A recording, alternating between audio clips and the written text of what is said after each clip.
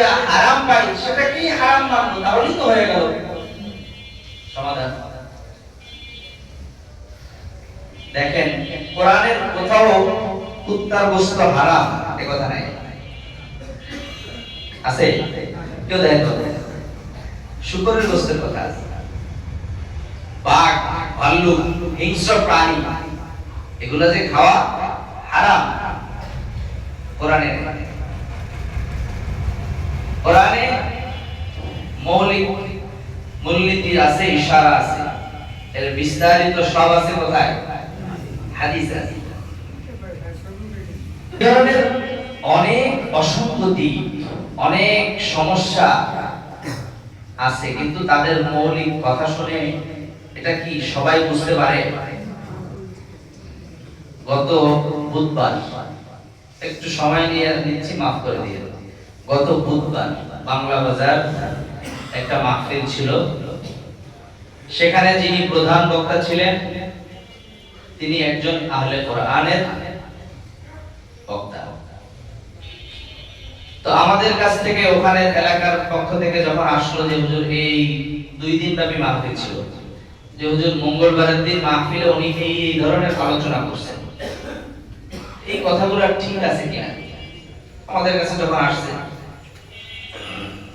তখন আমরা তো যেটা বলার সেটাই বলছি। তো পরে আমরা দেখলাম যে কে আলোচনা করছে, কথা শুনে তো বুঝতে পারছি। তো আমরা পরে ওখানে গেলাম, সেখানে গিয়ে মাহফিলের আয়োজক যারা, ওনাদের সাথে কথা বললাম, সুন্দরভাবে ওনাদেরকে বুঝাইলাম এবং এই বক্তাকে বাদ দেওয়ার জন্য বললাম। কারণ মাহফিল আমরা করি এর মূল কারণ কি? যেন মানুষের ঈমান বৃদ্ধি পায়, মানুষ হেদায়েত পায়। মানুষের হেদায়েতের জন্য মাহফিলের ব্যবস্থা। কিন্তু সেই মাহফিল থেকে যদি হেদায়েতের পরিবর্তে গোমরাহি হয়, সেই মাহফিল থেকে যদি আলোচনা শুনে একজন ঈমানদার সরলমনা মুসলমান সে তার ঈমান ধ্বংস করে আসে, তাহলে এই মাহফিলের দ্বারা কি লাভ হলো না ক্ষতি হলো? তোরা ক্ষতি হলো। তো আমরা বললাম, কিন্তু ওনারা তো সাধারণ মানুষ, ওনারা যেভাবে চিন্তা করেন, ওনারা বলেন হুজুর আমরা এত আয়োজন করছি, অনেক বড় লস হয়ে যাবে, বিভিন্ন কথা। তো যাই হোক, আমার বুঝ আর তার বুঝ তো সমান না। ওনার আমরা এখানে থাকবো, আমরা দেখব, ঠিক আছে, এই শর্তে ওনারা রাজি হয়েছেন। পরে আমরা চলে আসছি, কারণ আমাদের তো মাহফিল বন্ধ করার উদ্দেশ্য না। মাহফিল বন্ধ হোক এটা কোনো অবস্থাতেই কোনো ঈমানদার এটা চাইতে পারে? এটা কেউ চায় না। এজন্য আমরা এভাবে করে দিয়ে আসলাম অনুমতি। কিন্তু পরবর্তীতে রাত্রেবেলা আমরা যখন গেলাম, উনি আলোচনা করতেছিলেন, মাঝে মাঝে বিভিন্ন খোঁচা দিচ্ছিলেন, যেটা সাধারণ মানুষ বুঝবে না, আমরা বুঝতেছিলাম। এক পর্যায়ে যে উনি একটা বিষয় নিয়ে আসলেন, শেষ পর্যায়ে, সেটা হলো কবরের মধ্যে মানুষ মারা যাওয়ার পরে আমরা সবাই জানি যে মানুষকে সওয়াল করবে ফেরেশতা। জানি না কি সওয়াল করবে? তোমার রব কে, তোমার দ্বীন কি, এবং তো আমাদের এক ভাই ওনাকে ভদ্রতার সঙ্গে জিজ্ঞেস করলেন যে এটা তো হাদিসে কুদসি এবং আবু দাউদ সহ অনেক হাদিসের কিতাবে হাদিস আছে, হযরতে বারা ইবনে আযিব রাদিয়াল্লাহু আনহু থেকে বর্ণিত, রাসূল নিজে এক আনসারী সাহাবীর জানাজায় উপস্থিত হয়ে এই বক্তব্য দিয়েছেন। তো উনি অস্বীকার করতে যাচ্ছিলেন, পরে মুনকার নাকিরের বিষয় তো টোটালি অস্বীকার, সওয়াল জবাব অস্বীকার করছেন। পরে ভাই জিজ্ঞেস করছেন, কবরে যে ফেরেশতা আসবে, আপনি এই ফেরেশতা বিশ্বাস করেন কিনা? উনি বললেন, না, আমি এটা বিশ্বাস করি না। তো আপনি বলেন,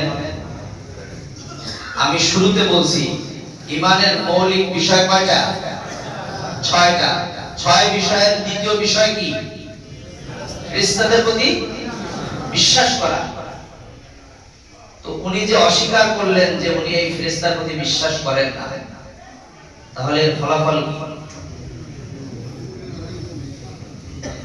তাহলে আপনি চিন্তা করেন যে আপনারা কার আলোচনা শুনতেছেন, যার তার আলোচনা আপনার শুনেন, ভালো লাগে শুনেন, অথচ আপনি চিন্তা করেন না যে আপনার এই আলোচনা শুনে আপনার ঈমান চলে যেতে পারে, আপনার মহামূল্যবান সম্পদ আপনি ক্ষয় আসতে পারে। প্রিয় ভাইরা, আপনারা দুনিয়ার বিভিন্ন বিষয়ে পারদর্শী, আপনাদেরকে আমরা পারদর্শী মানি। কোন ডাক্তারকে, কোন ইঞ্জিনিয়ারকে আমরা অস্বীকার করি না। আমরা কি বলি, মসজিদ, আরে মসজিদের ইমাম আমি, এখানে কয় ব্যাগ সিমেন্ট লাগবে, কত টন রড লাগবে, আমি যা বলবো তাই, এটা বলি কখন? আমরা তো ইঞ্জিনিয়ারের শরণাপন্ন হই, কারণ উনি এই বিষয়ে পারদর্শী, এটা আমার বিষয় না। যিনি ডাক্তার, চিকিৎসার বিষয় কি, কিভাবে চিকিৎসা করতে হবে, কিভাবে অপারেশন করলে সাকসেসফুল হবে, এটা তো উনি ভালো জানবেন। এখন যদি বলে আরে আমি কি দাও ছুরি চালাইতে পারি না, কুরবানির গরু কত সুন্দর করে জবাই দিই, সামান্য থেকে সামান্য ধারণা থাকতে পারে, কিন্তু এই বিষয়ের বস্তুর ভিতরে, এত মহাসমুদ্রের ভিতরে কোন কথা বললে কোন কথা কোনটা সাংঘর্ষিক হইতেছে, এই কথা বোঝার সক্ষমতা কয়জনের আছে? তো এই জন্য প্রিয় ভাইরা, হক্কানি উলামায়ে কেরামের মতাদর্শ মতো তাদের সাথে মশওয়ারা করে চলেন। আপনি কোন আলোচককে দাওয়াত দিবেন এটা অবশ্যই আপনাদের একান্ত বিষয়, কিন্তু আপনার আশপাশে অবশ্যই উলামায়ে কেরাম আছেন, তাদের কাছ থেকে পরামর্শ নেন। তাহলে অন্তত এই দ্বীনি মাহফিলের মাধ্যমে যেটা হওয়ার কথা, ঈমান বাড়ার কথা, সেখানে ঈমান ধ্বংস হবে না মানুষ। আল্লাহ তাআলা আমাদেরকে বোঝার এবং আমল করার তৌফিক দান করেন। কি কথা বলতে পারছেন? 50,000 মানে বছর মানে কি 50 দিনের বিষয়টা, ওই জগতে 50 দিনের বিষয়টা সম্পন্ন হবে, খুব বেশি বড় কিছু না। তো আল্লাহ তাআলা বলবেন যে আমি বিষয়ের জন্য আসতেছি মাঠে।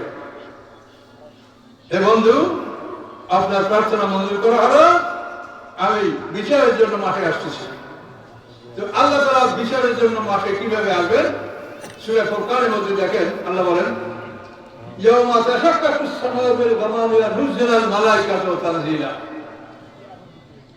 তাশাক্কাকুস সামাউ বিল গামামে, মেঘের সাহায্যে, মেঘের মাধ্যমে আকাশ ফেটে যাবে।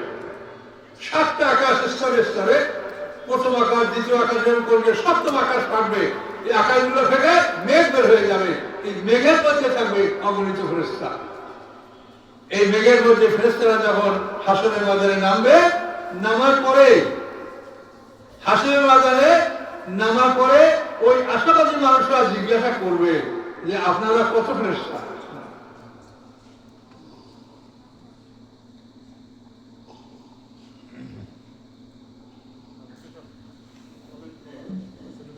আপনারা কত?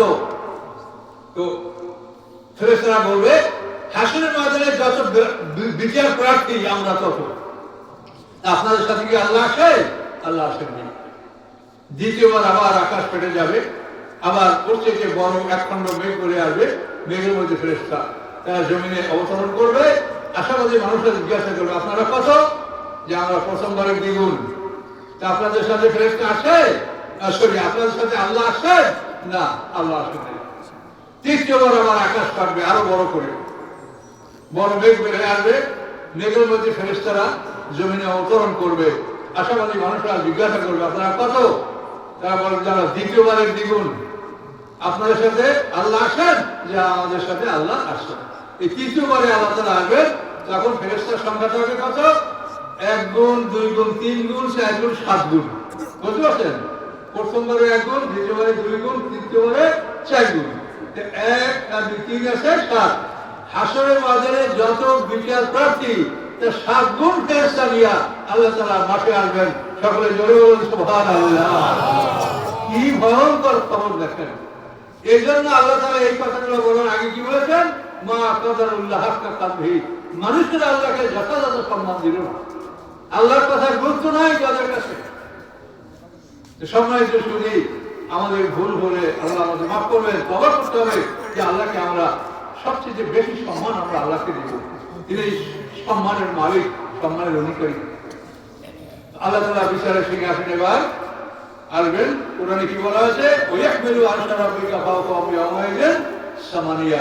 সেদিন 8 জন ফেরেশতা আল্লাহর আরশ বহন করবে। এভাবে আল্লাহ তাআলা এই আরশে তিনি হাসরের ময়দানে বিচারের যথাস্থানে হাসরের ময়দানের মাঝ বরাবর কোন বয়ানে আছে যে বাইতুল মুকাদ্দাস বরাবর তিনি এখানে অবতরণ করবেন। সিংহাসনে অবতরণ করার পরে তিনি কি করবেন? ওই যে আয়াতে আমরা পাঠ করেছি, ওয়ালাউযু জামিয়ান কবজাতি ইয়াউমাল কিয়ামাতি ওয়াস সামাওয়াতু মাতফিয়াতুন বিয়ামিনি। 7 পৃথিবী আল্লাহর ডান হাতে থাকবে, 7 আসমান আল্লাহর বাম হাতে থাকবে। আল্লাহ বলবেন লিমানুল মুলক, বলো সার্বভৌমত্ব কার, রাজত্ব কার, সোভারেনিটি কার, বলো লিমানুল মুলক। সবাই স্তব্ধ, কেউ ভয়তে কথাই বলবে না। 1000 বছর পর্যন্ত সবাই নীরব, কোনো কথা কেউ বলবে না। এরপরে আল্লাহ নিজে বলবেন লিল্লাহিল ওয়াহিদিল কাহার। এই মানে সমস্ত মালিকানা, রাজত্ব একমাত্র আল্লাহর, যিনি কাহার মানে অপ্রতিরোধ ক্ষমতার মালিক, মহাশক্তির মালিক। তার এই সমগ্র বিশ্বের জগতের সার্বভৌমত্বের মালিক তিনি আল্লাহ। কিন্তু তোমরা পৃথিবীতে কি বলেছ? সার্বভৌমত্বের মালিক রাষ্ট্রপতি, না হয় প্রধানমন্ত্রী, না হয় অমুক, না হয় তমুক, এ হলো বড়দের। আবার তোমরা নিজেরা মালিকানা করো সম্পত্তি, নিজের সম্পত্তি মনে করে ছেলে মেয়েদের মধ্যে কারো বেশি দাও, কাউকে কম দাও, কাউকে দাও না, কাউকে ভালো জমি দাও, কাউকে মন্দ জমি দাও। এ সমস্ত মালিকানা তোমরা করছো। কাজে তোমরা মালিক না আমি মালিক? আল্লাহ একাই মালিক, আমরা হলাম সব গোলাম। মুমিন হওয়ার প্রথম শর্ত হলো আপনি গোলাম হবেন। আপনার সমস্ত জীবন সম্পত্তি, জানমাল, পার্সোনাল আর প্রপার্টি এটা আল্লাহর কাছে জান্নাতের বিনিময়ে আপনি বিক্রি করে দিবেন। সূরা তাওবার 111 নম্বর আছে। এইসব ব্যাপারে আমাদের সতর্ক থাকতে হবে, বুঝতে হবে। তো এইভাবে আল্লাহ বিচারের সিংহাসনে বসাবার কি বলা আছে? ওয়াজিয়াবুল কিতাবি ওয়ান নবিয়্যিনা শুহাদা। কিতাব মানে আমলনামা, সমস্ত আমলনামাগুলি হাজির করা হবে। এই যে সকাল বিকাল ফেরেশতারা আল্লাহর কাছে আমলনামা নিয়ে যায়, সেই আমলনামা ইল্লিশে জেলে সেটা জমা আছে। আমাদের গলায় একটা আমলনামা যেটা ফেরেশতারা লিখে যায়, এটা আমাদের গলায় ঝুলন্ত আছে। এই উভয় আমলনামাকে বিচারের টেবিলে উপস্থিত করা হবে এবং বিচারের জন্য প্রশ্ন হলো আল কিতাব আল কোরআন। এই কোরআনে ৬৬৬৭ বা একটু গণনার ব্যাপারে তারতম্য আছে। এই ৬৬৬৭ আয়াত, এই আয়াতের মধ্যে যেগুলি কিসসা কাহিনী, সেগুলি সম্পর্কে প্রশ্ন করা হবে না। আমর এবং নাহি, অর্থাৎ আদেশ এবং নিষেধ সম্পর্কে তাফসীর কারবার যেটা বলেছে, তাফসীরে আহমদীতে যেটা বলা আছে যে 1000 আয়াত, 500 আদেশ, 500 নিষেধ। এই 500 আদেশ, 500 নিষেধ, এইটার উপরে তোমাদেরকে প্রশ্ন করা হবে। এটা প্রশ্ন করা হবে, এর বাইরে কোনো প্রশ্ন করা হবে না। অন্য কোনো কিতাব দ্বারা প্রশ্ন করা হবে। এইখানে যা আছে, এখানে কি চেয়েছেন আল্লাহ, তুমি কি উত্তর দিয়েছো, এটা আপনাকে এখানে নিয়ে দেওয়া হবে। এখন এই কথাগুলো আপনারা ভালো করে বুঝবেন যে এখানে কোরআনের যে 500 আদেশ, 500 নিষেধ, যেটা তো আমার একার কথা না, আহলে সুন্নাত ওয়াল জামাত বা সমস্ত মানুষের তো এটা কথা, তাই না? তো এখন যদি আপনি বলেন যে মুনকার নাকিরের 3টা জবাব দিলেই জান্নাত জাহান্নামের ফয়সালা হয়ে যাবে, যদি তাই হয়ে যায় তাহলে আল্লাহ তাআলা 50,000 বছর দিনে তিনি বিচার করবেন। তিনি বিচারটা কি করবেন? বিচারক কি আল্লাহ না মুনকার নাকির?